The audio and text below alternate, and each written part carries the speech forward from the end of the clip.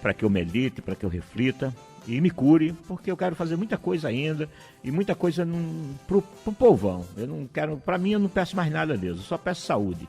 Saúde e oportunidade de trabalhar, de nunca largar minha ferramenta, de cantar, de falar no rádio, de estar perto de vocês, chegar na casa de vocês. Agora, tem muita coisa para ser feita pelo Brasil e talvez seja na via da política. Eu já olho assim e digo, meu Deus, tem coisa que eu poderia fazer aqui, mas como é que eu vou fazer isso?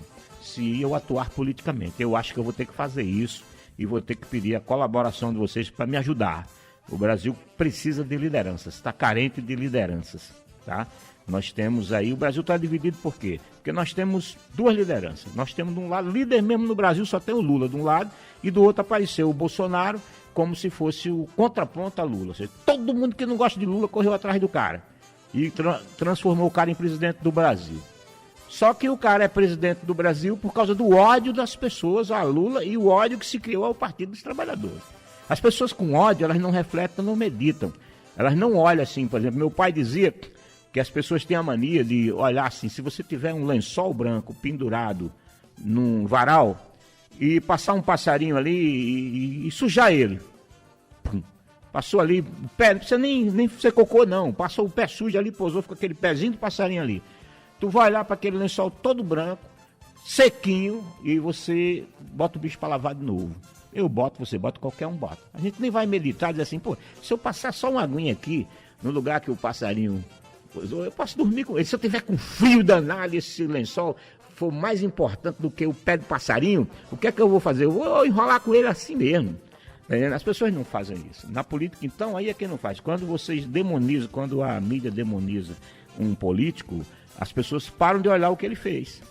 Tá? E quando demoniza injustamente, porque quando um jornal diz que você fez uma coisa que você não fez, e lá na frente você prova que está inocente, que era inocente, e desmente, pô, tem muita gente que viu a mentira, mas não vai ouvir o desmentido. Então é uma coisa difícil, essa coisa de mexer com a reputação das pessoas é uma coisa muito complexa, muito complicada. E é o que eu estou dizendo, o Brasil precisa de liderança, precisa que levante-se pessoas nesse Brasil, que jovens façam política, que as pessoas se preocupem com o bem comum, que venha mais gente nova, para a gente renovar. Esse negócio também de ficar votando sempre nas mesmas pessoas. Vamos dar oportunidade para novas lideranças políticas surgirem no Brasil. Tá? Eu tenho maior admiração pelo Lula, eu não escondo isso. Eu não acho que o Bolsonaro seja o melhor presidente para o Brasil. Ele se elegeu pelo ódio ao PT, pelo ódio, pela demonização do Partido dos Trabalhadores. Mas o Partido dos Trabalhadores, enquanto governou o Brasil, fez coisas importantes. Outro dia eu estava vendo a quantidade de realizações da era Lula. É um negócio de eu passar um programa inteiro, se eu for fazer aqui falar dos programas que o PT colocou em prática durante o governo. Agora, teve problemas? Teve. Mas quem é que governa num país desse tamanho e não tem problemas? Até porque para governar um país como o nosso, com um sistema de coalizão, você tem que botar político de tudo que é matriz na sua base, para que você aprove seus projetos, para que a governança seja mais fácil, né? E o PT, quando chegou ao governo, teve que governar com as forças políticas do país. E essas forças políticas cometeram seus erros, né? Mas a gente olha para o conjunto da obra. Eu olho para o conjunto da obra, eu não olho só para as coisas que deram errado. O que eu vejo é que quando o PT estava no governo, nós tínhamos gasolina mais barata, nós tínhamos o gás era mais barato, nós tínhamos programas sociais importantes, que até o governo atual mantém, outros xoxou um pouco. A gente pega aí, tudo que o Bolsonaro vai inaugurar começou na era do Lula, desde a transposição do Rio São Francisco até esse lançamento que fizeram essa semana de um satélite brasileiro. Começa tudo lá atrás, porque a ciência estava funcionando. Hoje o que é que a gente vê? A gente vê escândalos num governo que promete combater a corrupção. Nós vemos blindagem de corruptos. Nós vemos pessoas que eram para estar sendo investigadas, estão blindadas. Nós vemos o filho do presidente comprar uma casa de 6 milhões em Brasília para pagar uma prestação de 21 mil por mês, quando ele tem um ganha 29 mil líquido, né? E não é muito compatível com a história de um rapaz que está começando a vida e que sempre trabalhou na política. O cara chegar e comprar uma casa de 6 milhões em Brasília e esfregar isso na cara do Brasil como se a gente fosse besta. Né? Não é fácil, porque se o cara fosse um grande empresário, um grande industrial, mas não é, o rapaz é filho de político e fez a carreira na política. Entendeu? Já tem, com a idade dele, ganhando 29 mil reais líquido por mês, o cara vai pagar 21 mil por mês de prestação da casa que ele vai morar e vender o apartamento que ele mora no Rio de Janeiro. Quando ele vier para cá com a família, ele vai, se ele alugar um apartamento, o aluguel no mínimo na Barra ali é de 6 mil para cima, com mais o condomínio. E então ele vai ficar morando na casa do pai quando ele vier para cá com a família. É muito louco, né? A gente raciocina, não? A gente não está aqui dizendo amém, amém, amém, para nenhum governo, tá? A gente sabe que governar não é fácil, mas a gente sabe que governar para o povo e governar para todos os segmentos de um país é o grande barato. Se um dia o povo colocar em Marco Lucena a possibilidade dele se tornar um político vencedor, eu prometo que toda a minha carreira política vai ser dedicada ao povo. Eu não quero nada para mim. Eu, graças a Deus, cheguei aos 60, eu sou do último dia de 59, 61, vou fazer 62 no último dia do ano. Eu como, bebo, durmo e vivo de cantar. Agora nós estamos passando uma pandemia, está difícil ser artista no Brasil, está difícil viver de arte. Eu não tenho lei Rouanet, nunca aprovei um projeto meu pela lei Rouanet.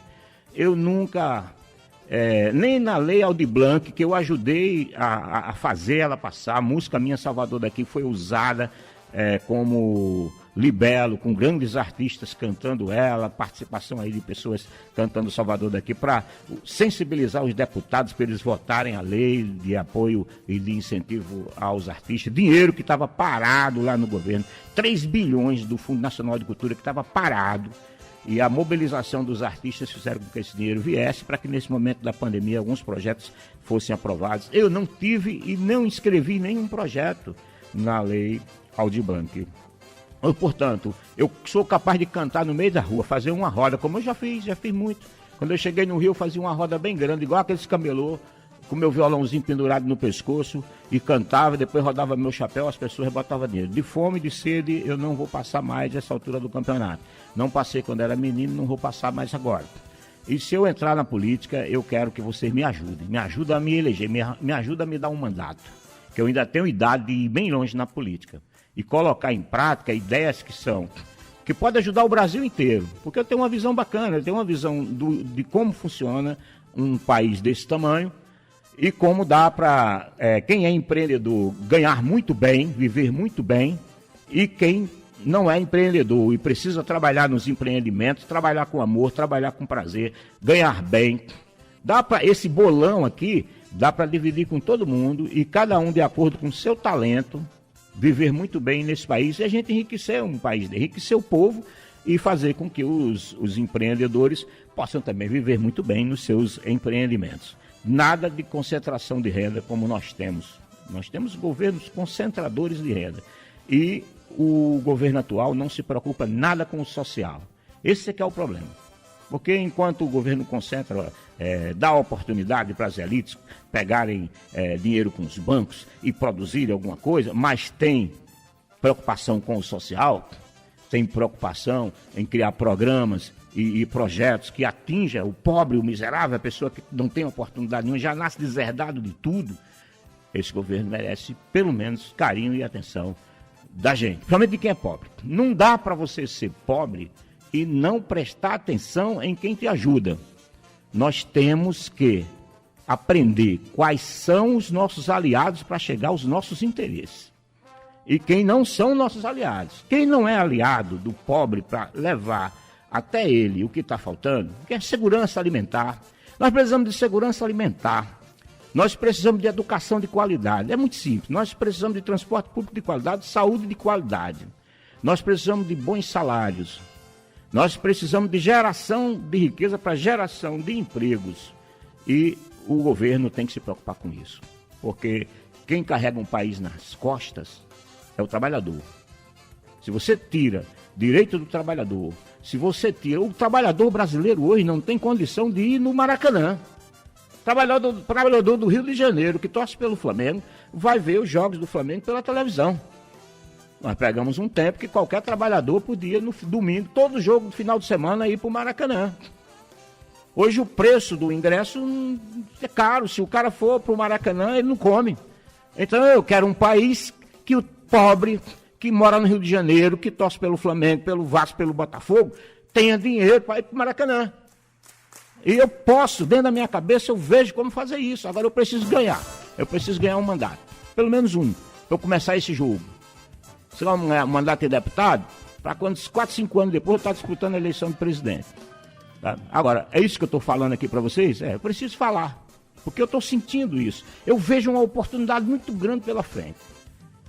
De surgirem novas lideranças nesse país. Para a gente não ficar nessa coisa só de 2 pontos. Ou se eu não for para cá, eu venho para cá. Se eu não for para cá, eu venho para cá. Continuo dizendo, admiro muito Lula. Mas já está surgindo novas lideranças, como o Boulos lá em São Paulo, a Manuela Dávila no Rio Grande do Sul. Aqui no Rio de Janeiro nós temos uma Jandira Fegali, que é uma pessoa que eu admiro muito, e é uma política respeitável, uma cabeça brilhante do Congresso Nacional. Então, é bom isso. Agora é bom que as pessoas vejam isso, não fique focado só num ponto, só focado no outro, porque o Brasil precisa de mudanças. Precisa de mudança, e esse governo aí dificilmente vai resistir na próxima eleição. Ele perde. O Bolsonaro não se reelege, dificilmente vai se reeleger. Porque muita gente que votou nele, com ódio ao PT, e a demonização que estavam fazendo ao Partido dos Trabalhadores na mídia naquele momento, porque tiraram uma presidenta que não tinha feito nada. A Dilma não tinha crime. Então houve um esquema para tirar do poder um esquema de político que estava ganhando, que era ganhador, né? O Lula ganhou 2 eleições, elegeu a Dilma 2 vezes, e a Dilma estava lá, aos trancos e barrancos, com a mídia dizendo que estava ruim, e não estava ruim, porque quando a gente compara hoje, estava muito melhor no tempo dela. É só a mente da gente compara, não tem como. Se você olhar para 10 negócios, você vê o que é maior, o que é menor. E aí, comparando, não estava ruim, não. Demonizaram, sim, o governo da mulher, tiraram ela, nem punição ela teve. Prova que não tinha crime é que nem os direitos políticos dela foram cassados. A mulher ainda concorreu ao Senado, poderia ser senadora se tivesse concorrido no Ceará. A Dilma foi convidada pelos políticos do Ceará a ser candidata ao Senado lá, ela foi concorrer por Minas Gerais e perdeu. Então é isso, o que eu quero dizer é que quanto mais plural, quanto mais cabra, mais cabrito, quanto mais lideranças nós tivermos no Brasil, mais possibilidade nós temos de vencer esse tipo de política que se faz hoje no Brasil, que é uma política de concentração de renda, é uma política de privilegiar os ricos, é uma política autoritária, é uma política que é voltada para a militarização do país, e eu sou contra isso. Eu cheguei menino aqui no Rio de Janeiro, em 1977, ainda tinha uma ditadura nesse país, eu convivi com as cabeças mais brilhantes do Rio de Janeiro quando eu cheguei aqui, eu cantava na calçada, conheci o Jaguar do Pasquim, que era a resistência à ditadura, era aquele jornal, um jornalecozinho, feito por um bocado de humoristas, que brincando fazia o contraponto às coisas que estavam acontecendo no país naquela época, que eram trágicas para a nossa sociedade no geral, e especialmente para os avanços que a gente gostaria que a nossa sociedade tivesse.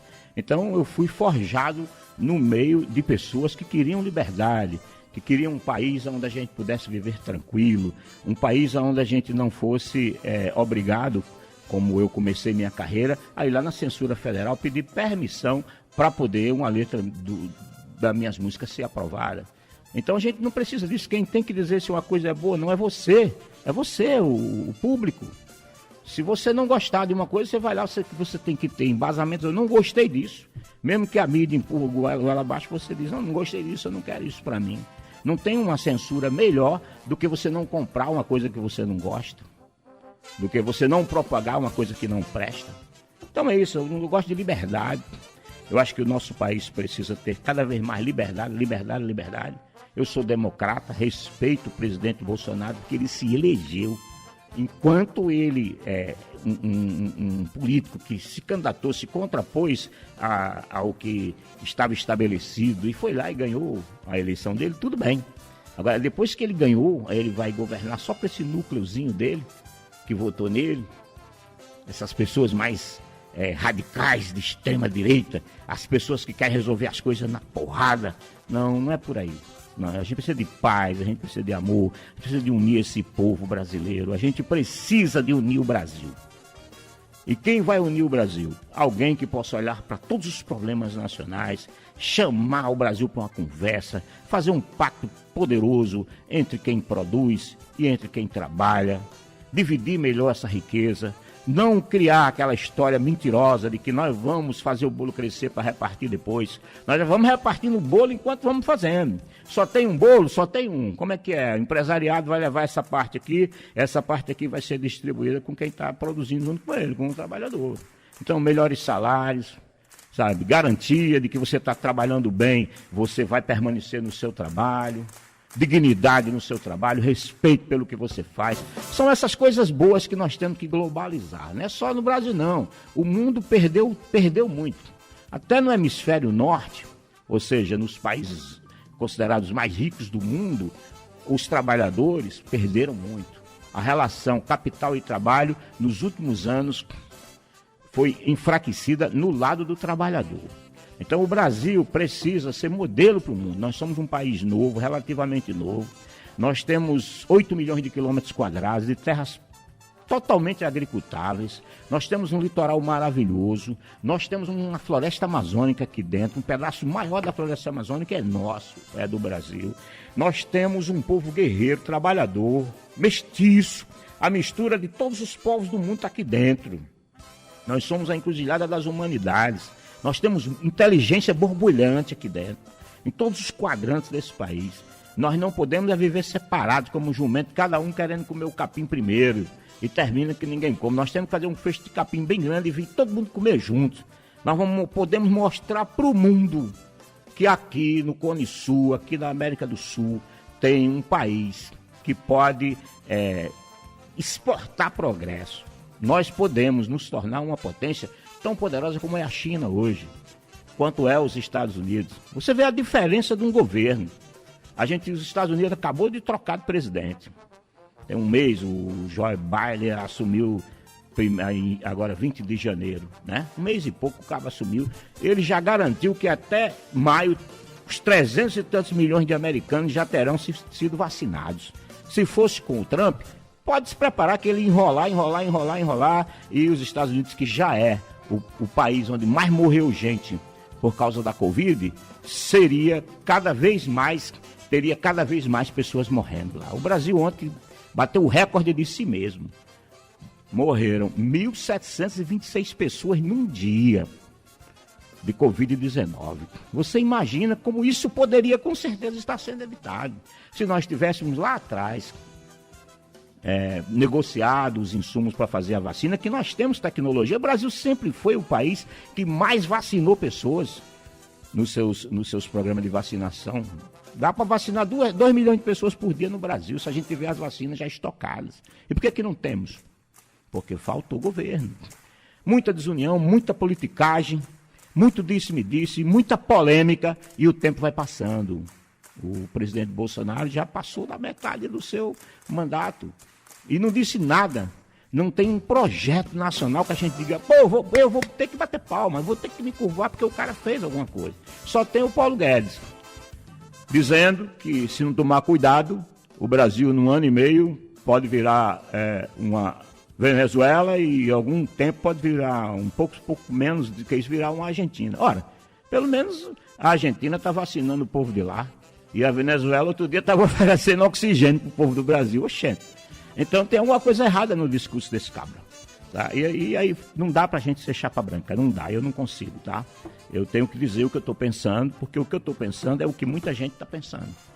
E eu preciso encontrar as pessoas que pensam dessa maneira, para que nós nos articulemos e para que nós, no futuro, possamos voltar a ter um país de paz.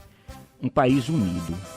Um país que trabalhe para si, primeiro para nós, tá? Não adianta, porque o país mais maravilhoso do mundo é os Estados Unidos. Eu não quero morar nos Estados Unidos e nem quero modos vivendos americanos aplicado ao meu povo. Eu sou nordestino, você é carioca, o outro é gaúcho, o outro é pantaneiro, o outro é amazônico, dos povos da floresta. Poxa vida, que país maravilhoso é esse nosso. E nós temos um denominador comum das diferenças. Nosso país dificilmente é um país fácil de separar as regiões, porque nós temos uma unidade, nós temos um país imenso que fala a mesma língua. Nós gostamos de futebol, nós gostamos muito nós somos amorosos, afetuosos, gostamos de música, de poesia, de arte. E aí nós precisamos também de um governo que goste disso, que invista nisso, que valorize seus artistas, que valorize o seu povo e que faça do nosso país uma potência mundial que possa ser apontada pelo mundo como uma nação de paz, mas uma nação progressista, uma nação que tem amor, que tem afeto, e entre o seu povo e o seu governo há um carinho, tá? Um carinho. A unanimidade é burra, a gente nunca vai ter 100% das pessoas querendo a mesma coisa. Mas, poxa, quando a gente chegar em 80%, 90% da população querendo uma coisa, é porque com certeza naquele momento aquilo está dando certo.